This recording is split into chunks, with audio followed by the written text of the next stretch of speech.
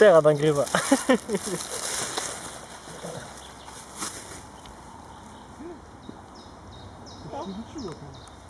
Gdzie? Wodę?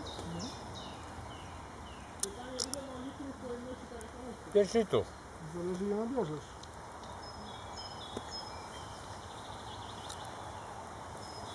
No, chłopie. Pytanie czy doniesiesz.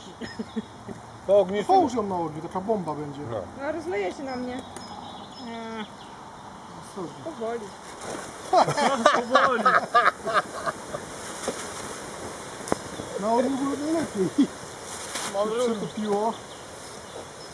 I pewnie ekologiczna. Woda ją rozłożyła.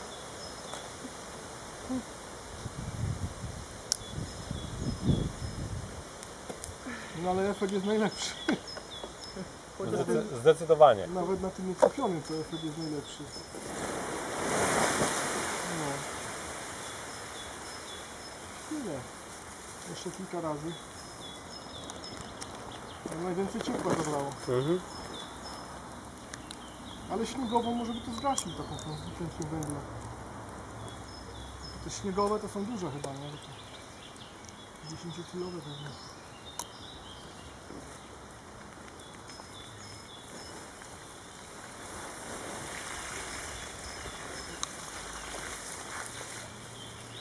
Nie ma.